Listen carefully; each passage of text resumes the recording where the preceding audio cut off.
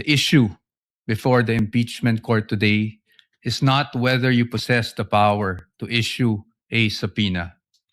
The real issue is whether such power may be exercised in a manner that disregards due process and compels the production of documents and information beyond what is allowed by law. The prosecution has repeatedly invoked accountability.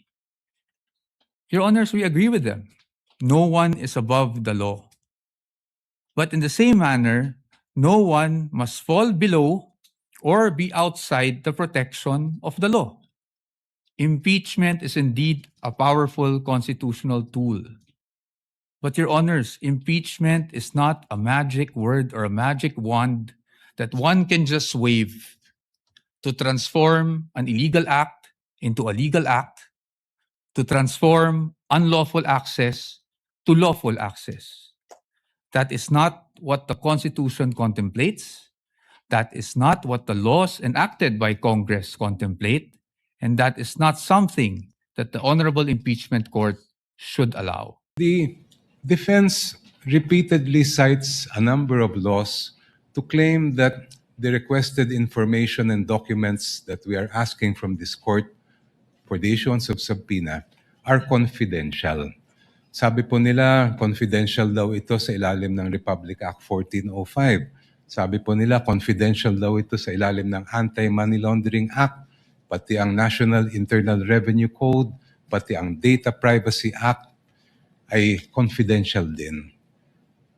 Pero kung titingnan po natin, klaro po at malinaw po sa amin ang batas at ang utos ng saligang batas sa impeachment court na ito.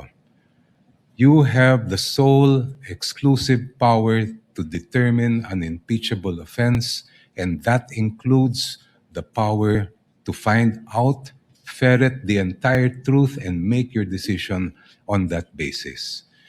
I will not dwell on the exception to Republic Act 1405. That's very clear. There's an exception for impeachment. Pero paano naman po yung sinasabi nilang Section 8A ng Anti-Money Laundering Law? If you read that law, particularly that provision, it clearly refers to prohibiting leaks by members of the Anti-Money Laundering Council. It never was intended to short-circuit the impeachment process or limit the powers of this honorable court to find out the truth. Ganon din po ang nakalagay sa ating National Internal Revenue Code. Sabi po ng defense, there's nothing that allows these documents to be made public. I cite Section 71, NIRC. After the assessment shall have been made, I'll just move forward. The returns, together with any corrections, shall be filed in the office of the commissioner, and I quote, and shall constitute public records and be open to inspection as such upon the order of the President. And in fact, during the Corona impeachment trial, the President at that time did order, and that is why this court admitted the BIR documents. Your Honors, madaling sabihin na confidential ang ilang impormasyon at dokumento. Madaling magturo ng batas. Pero ang hinahanap po ng impeachment court ngayon at sa mga susunod na araw, linggo at buwan ay ang katotohanan. At ang layunin ay makamit ang pananagutan. Confidentiality, Your Honor, should not be the prevailing principle in this proceeding. Hindi po confidential ang katotohanan. When it comes to due process, Your Honors, I think it's beyond debate, no? That due process must be observed in every stage of the proceedings. And aside from that, due process requires, Your Honor, that we also respect the protections afforded by law on the respondent. Your Honors, ang sabi po ng ating distinguished opposing counsels, obiter lang daw po yung sinabi ng Supreme Court. But Your Honors, nung sinabi ng Supreme Court sa Duterte versus House of Representatives, na ang impeachable offense is an act or omission that is committed by a public officer while occupying an impeachable office, hindi naman po siguro pwede doon lang sa yung one-third mode gamitin yung ganong definition, pero pagdating po sa ibang mode ay hindi na po applicable yung ganong definition. Your Honors, in fact, in that decision, which I failed to mention earlier, sinabi rin po that the acts or omissions must be done in relation to the office. Kasi yun nga po ang purpose ng impeachment.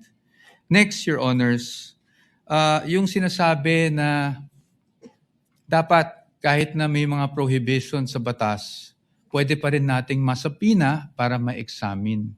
Your Honors, it is the wisdom of Congress kaya po may ganung mga prohibitions against disclosure under the law.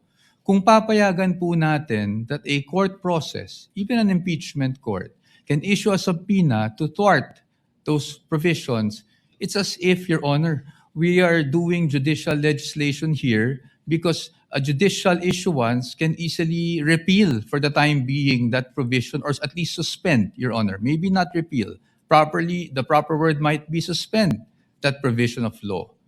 I've never heard about that, Your Honors. And then, lastly, Your Honors, parati nating sinasabi rin, no? Two points. Yung nabanggit na Section 71. I agree po under the tax code that Section 71 provides that if the President orders, then nawawala na po yung confidentiality. However, Your Honors, even given that there's an order from the President, I think we should still think about relevance. Para saan ba ine-examine yung mga dokumento? Hindi ba para sa impeachment proceeding? Hindi po namin sinasabi na kung sakaling nagkamali man ang Vice Presidente, kung sakaling may paglabag man sa batas ang Vice Presidente noon, ay hindi na pwedeng maparusahan. Marami naman pong paraan. You can file cases against the Vice President for those infractions, preterm infractions. Pero pag impeachment po ang pinag-uusapan, we are limited to what impeachable offenses are. And again, the Supreme Court is clear about that. Your Honors, there's also a repeated citation of the Corona case. But we would just like to point out that the Corona case was tried, decided upon way before Duterte versus HOR.